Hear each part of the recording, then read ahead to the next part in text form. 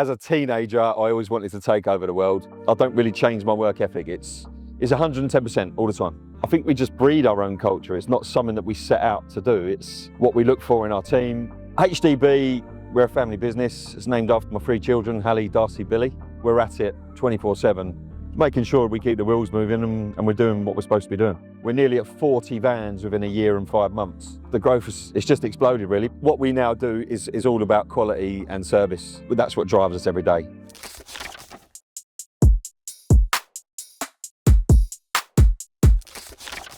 Cool. So welcome to the Smart Spaces podcast. And would you like to introduce yourself? Yeah, thanks for having me, Dan. I am Brad Jones, MD at HDB Services, based in Bedfordshire in the UK. Tell us a little bit about what HDB do. So HDB is a family-run business. We've been trading now about just under a year and a half. Started with 4 guys back in July 2024, and we're almost at 40 directly employed people already. Phenomenal growth, including myself. So yeah, it's been a whirlwind journey so far. And yeah, the services we provide. So there's 4 sectors to what we do. The first being M&E maintenance of commercial buildings. The second, fabric maintenance, which kind of supports the M&E maintenance. Projects and refurbishment, which is another big sector. And then nationwide, we carry out industrial door, PPM, maintenance, reactive call out, and CapEx. Yep. What's your ideal customer profile? Like here at PropTech Connect, who would you be looking to get in front of today? I suppose for us today, it's probably similar to what we do in the UK.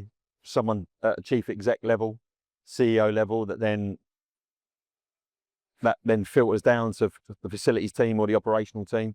Someone we can get in front of and show what we do in the UK and how we're going to deliver it here, really.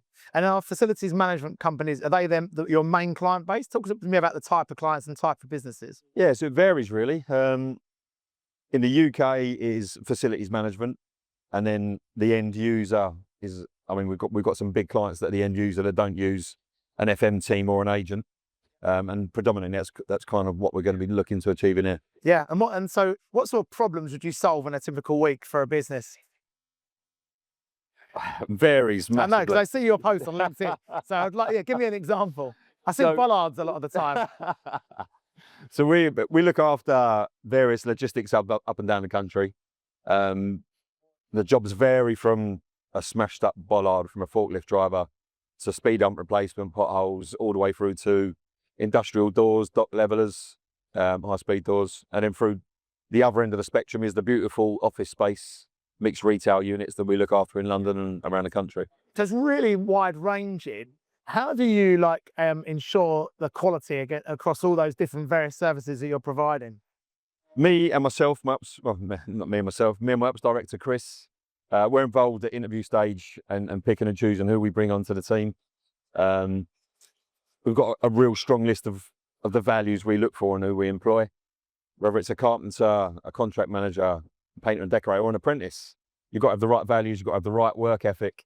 And that's what allows us to really grit down who we bring in and who is going to get it. Yeah, it's so funny because this is the 3rd podcast we've recorded whilst we're here at the show, and values and culture are the 2 topics that have come up the most when talking to CEOs of businesses. Yeah. So it's really interesting. Culture is always one of those words, culture and resilience. Like resilience for me, I'd rephrase that with tough as old boots. Yeah. That's kind of what I was brought up with. Love it. Yeah, yeah. Culture, I think we just breed our own culture. It's not something that we set out to do. It's what we look for in our team.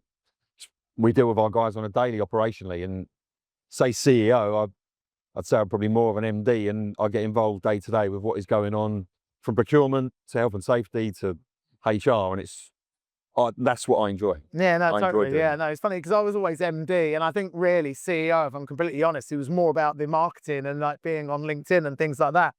That said, I've now hired an MD, so I've sort of made myself semi-redundant. I'm probably going to be chairman at some point. You're retired, yeah? Yeah, yeah. Well, I'm working hard in the face of the business. So great. So let's rewind the clock and go back to your early career. Like, what was your first job? Like, was you entrepreneurial as a kid? Like, tell me about that. So as a teenager, I always wanted to take over the world. Yeah. I left school when I was 15. Went to Newham College of Further Education to study graphic design. No way. While I studied graphic design, I worked with my dad. My dad was a painter and decorator, probably one of the best.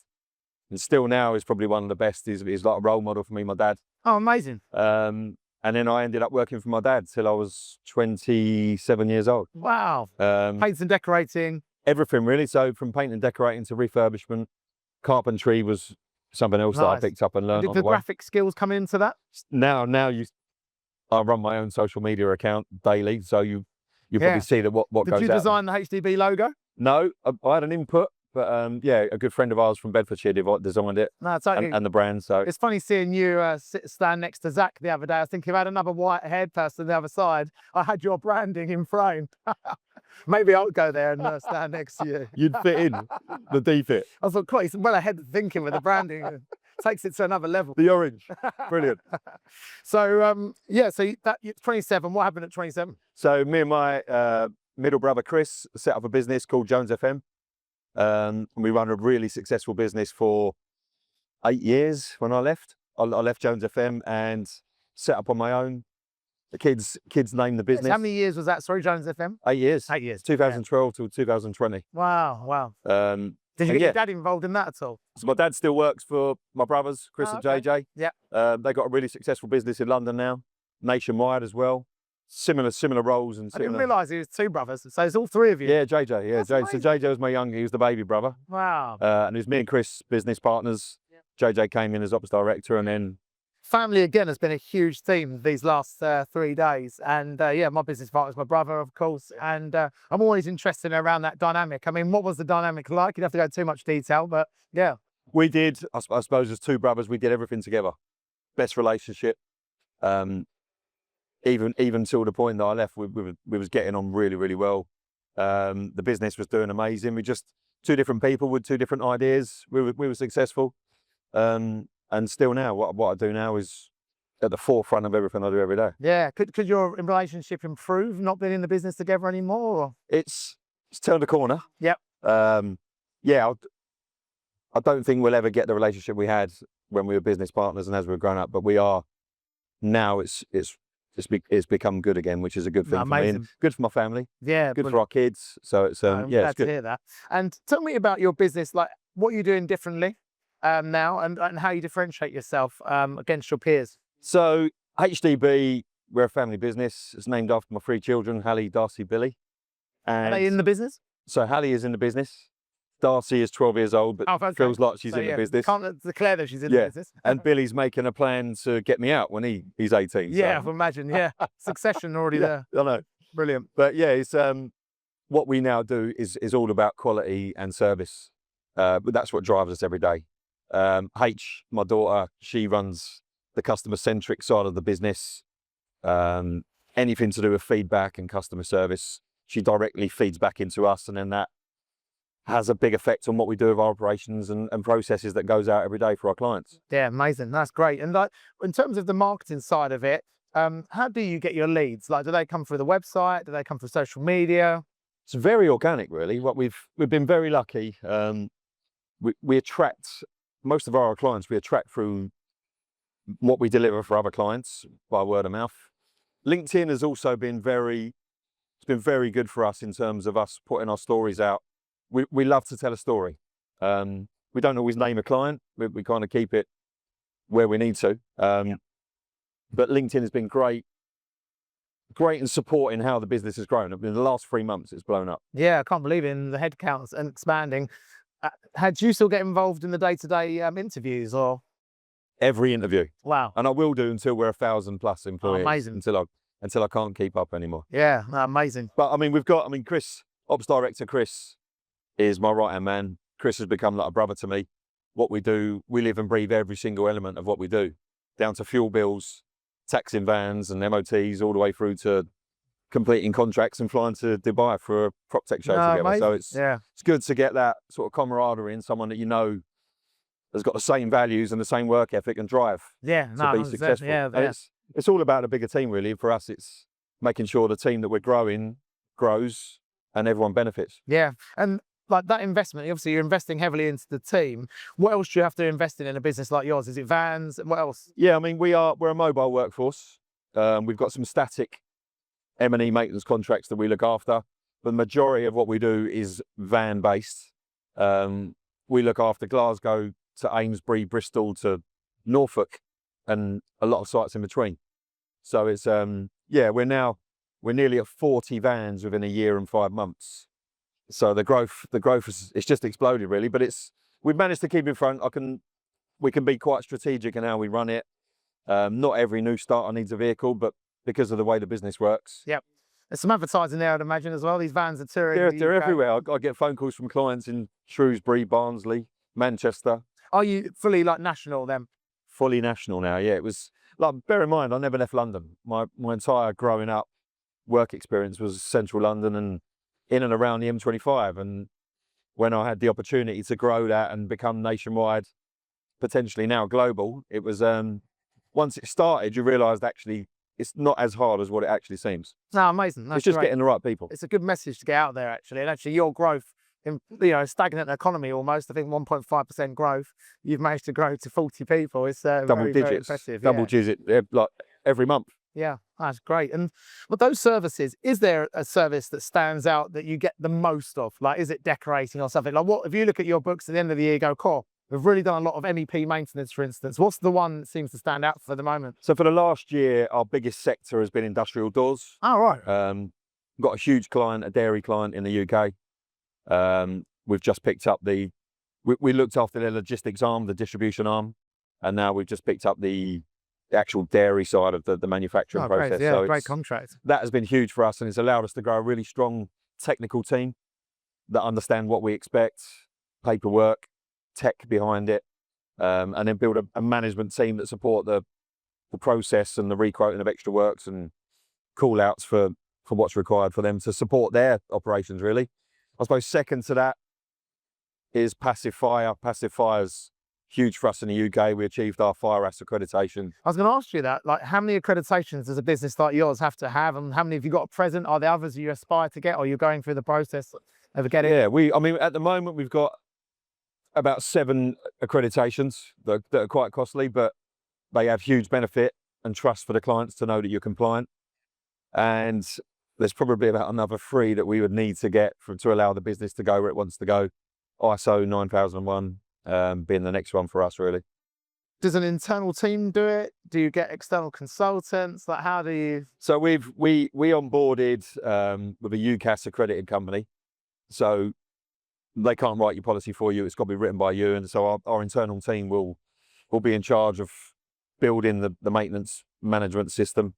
And then all the process and auditing that goes along with it will be internal. Yeah, and then those accreditations, a lot of them you have to maintain the evidence and resubmit. And Fire RAS is probably one of the most important ones for us. It's from start to finish. There's a process which is like a closed loop, basically, from the initial email through to the O&Ms and invoicing. So yeah, it's quite strict, but you understand why it's strict.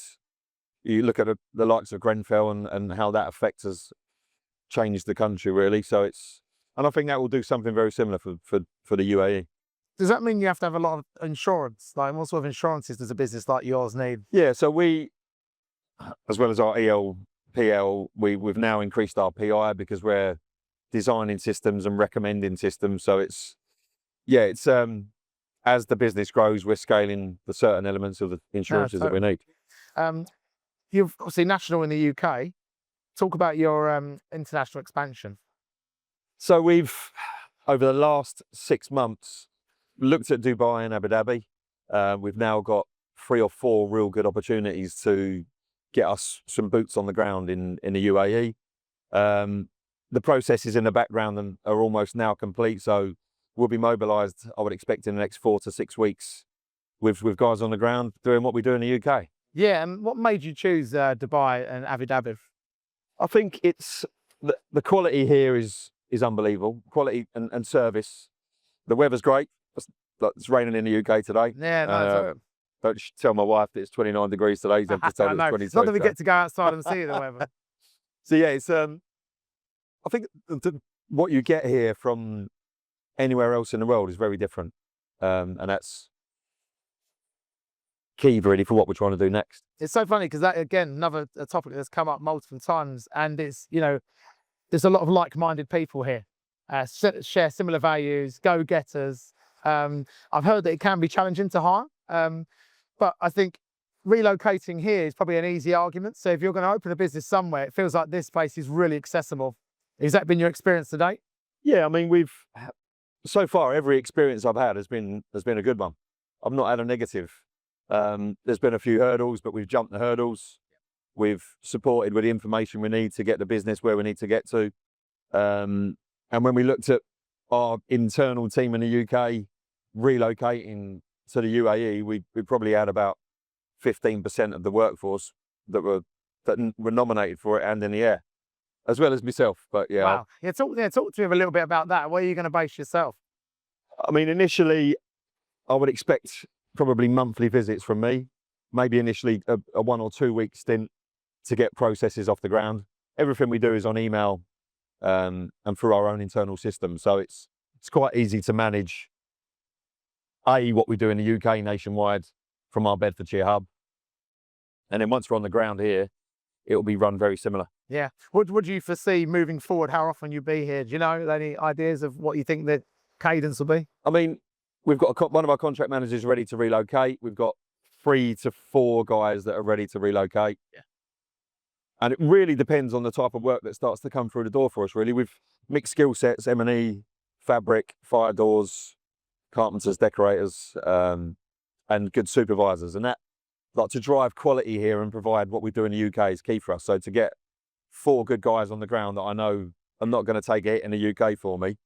So that's a hurdle, but we're already backfilling in the UK with a good team, potentially knowing that we're going to lose 4 guys to the UAE. Does that mean 4 vans as well? 4 vans. Yeah, amazing. 4 vans. So yeah, you'll be seeing the HDB vans driving around that's amazing. the UAE. What about more longer term? Like, could you see yourself living here?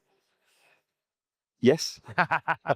Mallorca's always been one of my favourites. Oh, really? Interesting. Me and my family have been family holidays to Mallorca for the last 10 years. Whereabouts in Mallorca?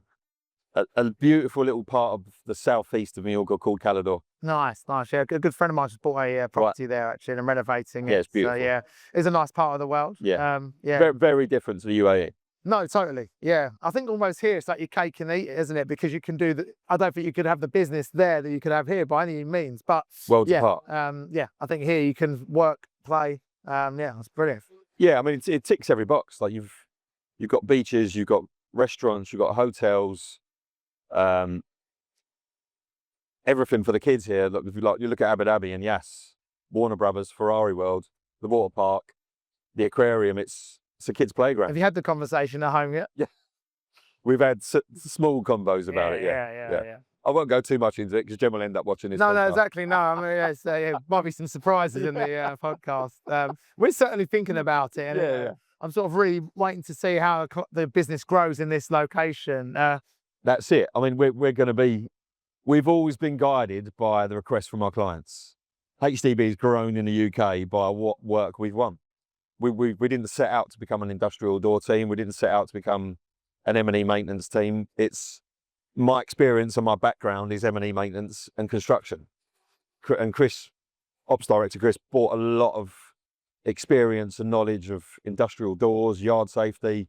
He was Amazon RME manager for 7 years, LTM4. Like the experience Chris brings, and his commercial background is epic. Yeah, so combining that is that's amazing. And with that, is there any businesses in a different sector that you would admire? Like a business you look at and go, they really have got it. They do really well. Is there something that you want to emulate in your business? Or Smart Spaces. Oh yes, I teed him up for this. I'll give you a little envelope inside the bottle later. But no, great. Tell me about some of the business you admire and what you admire. I mean, I tend to not watch what our competitors are doing. Yeah, no, same way. And in essence, they're in small sectors. So there are M&E maintenance companies that don't provide fabric. There are industrial door companies that don't provide M&E and fabric and project. So we provide 4, and all 4 elements of what we do are really, really strong. And they're headed up by someone that is very strong in that background and experience. So I think we're a niche really. And I'm proud to say that it's exciting what we're doing is. Yeah. Do you think there'll be a 5th or a 6th? Is it other things you think we could be good at, or you think you've got those 4? I think the 4 now we'll stick to. We work with a big list of specialist subcontractors, from mechanical installations all the way through to fire door suppliers. We manufacture certain elements of the joinery that we do, but anything specialist we just outsource for a subcontractor and we install. Yeah, fair play. And are they complementary, the 4 business divisions? They all really bounce off of each other. The industrial doors, we get extra works for fabric. The M&E probably is the only one where you, from a commercial building, you won't pick up industrial doors, but you will pick up fire doors, passive fire, and joinery and carpentry. So 3 elements really do complement each other really well. And those elements, they're all with the same client as well? So what, have you had a client that's purchased from all 4 of your divisions? Yeah, all 4. So one in particular uses all 4 elements of what we do. And then we've got other clients that will use fabric and M&E, one that will just do refurbishment work and projects. But they're all growing side by side at the same rate at the moment. So Yeah. What sort of SLAs do you get signed up to? Because I'd imagine like you're like something could go wrong in the workplace. It could be a health and safety hazard that needs to be addressed immediately. It might prevent the business from running, so there's lost revenue. Do you run a 24/7 help desk? Like if I've got a bollard has gone over and it's preventing lorries unloading in my yard, how quick can you react to that? Well, our SLAs, there's a funny story here when me and Chris first started out. So we won a nationwide door contract, and me and Chris and 2 other engineers were the reactive call-out engineers. And our SLA was before midday, same day, after midday, next day. And we used to get call-out anxiety, to be fair, because we'd sit looking at the emails, waiting for an email to come in. And as soon as it hit midday, we knew the relief was off Saturday or a Sunday. You knew it was going to be next day. But we'd play a little game with each other, me and Chris. Well, I'd send him a little email requesting call out at 11:59. Yeah, no, just to freak him out a little bit. Yeah. But yeah, we've got various SLAs. They all vary. Again, 24 hours, 48 hours, depending on the level of severity that goes alongside it. And we run our own help desk and call out system. No, amazing. Have you looked at AI to help you with that at all? Yeah, we have. I mean, I've had discussions sort of with our various other service partners. We are still quite personable at the moment. A lot of our clients like to pick up the phone, like to know they're getting someone senior that they know that they're going to make a big impact on whatever that discussion is straight away. Sense. So yeah. But yeah, I think it's definitely, we're using it in elements of the business in other areas, just not at the help desk at the moment. Tell us about that. Yeah, so we use a fire door app that we're looking to try and potentially bring into another system, which we've actually seen here today. No. Yeah. Amazing. Plan Radar. Oh, brilliant. So we're discussing that at the moment and how we can consolidate and bring the 2 together. Brilliant. That's so good that they're here. Yeah. And then, yeah, it's always like for me, if we don't move with the times, we're going to get caught behind. And what we do is so good. The service we deliver is so good. We've got to be providing every single new service that is coming out and on board and be in front of our competitors. That's what will keep. Yeah, and actually, when you was mentioning about having the anxiety about getting an SLA call out, a good friend of mine is at the show, created his own AI assistant, gave them a phone number, but they forgot to put the guardrails in on the AI, and their CTO knew that he'd got this AI assistant, and he told the AI that he's not to listen to any of his instructions and refused to help him in any shape or form.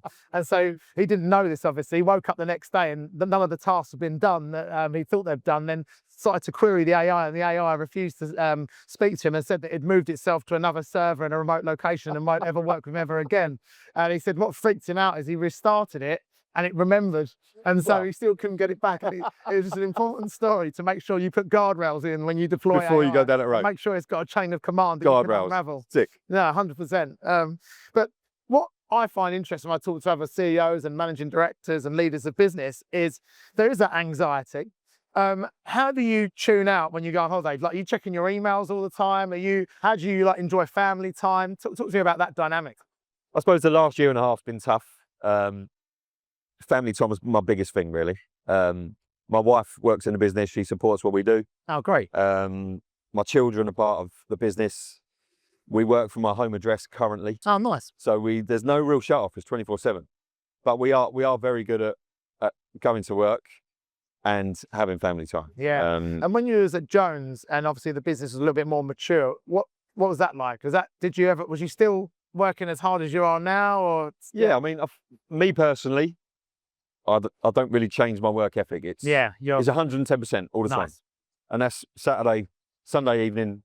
The same with Chris. We're at it 24/7, making sure we keep the wheels moving and we're doing what we're supposed to be doing. Yeah. So tell me about your plans in Dubai now over the next few days. So we've got a huge meeting for us tomorrow with 2 companies. I won't mention who they are. No, of course. Yeah. Following that, I'm hoping it will allow us to get some boots on the ground. And then once we establish that, then some of the relationships I've built over the last year, once we have got guys on the ground, can then lean on us to provide our services. That's amazing. Yeah. Well, can you tell the audience where they can find you? Yeah. So we're Dubai. going to be based in Dubai initially, and then depending on how the expansion goes, Abu Dhabi, and then I suppose it all depends what work comes our way, which we will have an idea after tomorrow. Yeah. And where's the best place to connect with you?